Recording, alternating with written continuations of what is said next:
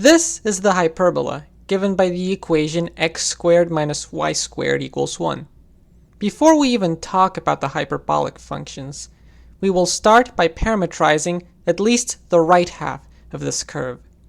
This can be done by drawing a line from the point -1, 0 to anywhere on the right half of the curve, dropping a pair of altitudes, as shown, and observing the similarity between the resulting triangles. If t is the y-coordinate where the line crosses the y-axis, let s of t be the scaling factor between the two triangles. We know that the y-coordinate of the point on the curve is s of t times t, and that the x-coordinate is just the length of this little segment right here. Since this segment is of length 1, and this segment is of length s of t because of the similarity, the x-coordinate is just s of t minus 1. Plugging these into the original equation for the hyperbola and shuffling stuff around, it turns out that the scaling factor is 2 over 1 minus t squared. So the x and y coordinates are this.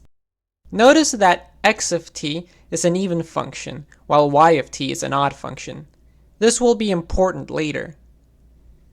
We can use our newfound parametrization to find a function for the area alpha of t bounded by the hyperbola, a line from the origin to a point on the hyperbola, and the x-axis. It turns out that there is a very nice formula for precisely this kind of thing, which works for general curves. The intuition is that we get a little piece of area, d alpha, by taking a vector whose tip is on the curve and nudging it a little bit. Since we imagine this change to be very small, this piece of the curve is basically a line, so we can get d alpha just by finding half the area of the parallelogram formed by these two vectors. Then we just integrate. To use this formula, we need to choose which t we are going to integrate over.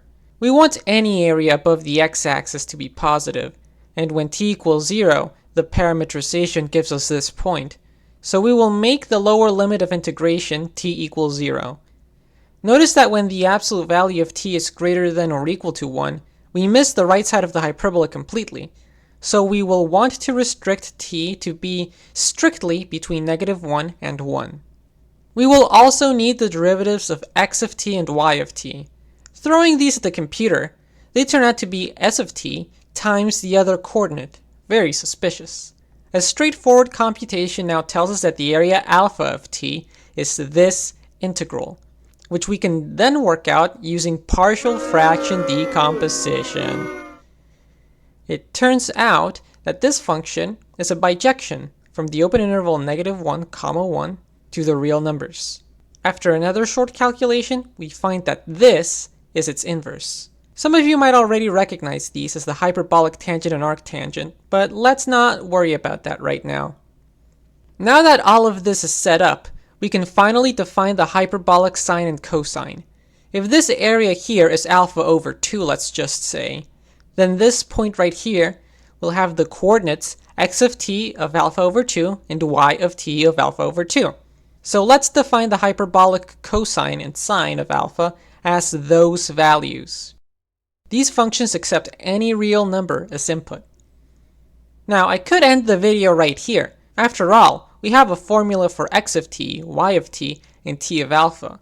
So plugging everything else in and simplifying would give us the famous exponential formulas for these functions, but symbol crunching is not very satisfying, so let's try something else.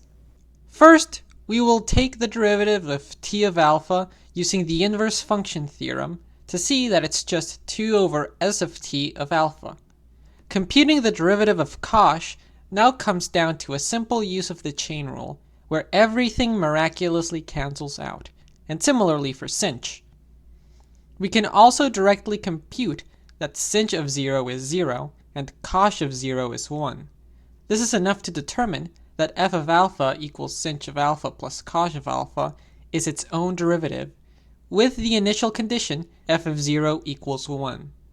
But there is only one function with this property, e to the alpha. Now, do you remember how I said x of t is even and y of t is odd? Well, as it happens, t of alpha is odd too, as can be seen here.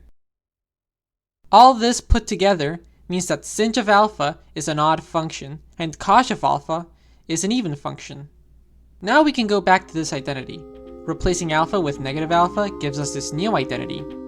Adding them together gives us the formula for cosh, and subtracting them gives us the formula for sinh.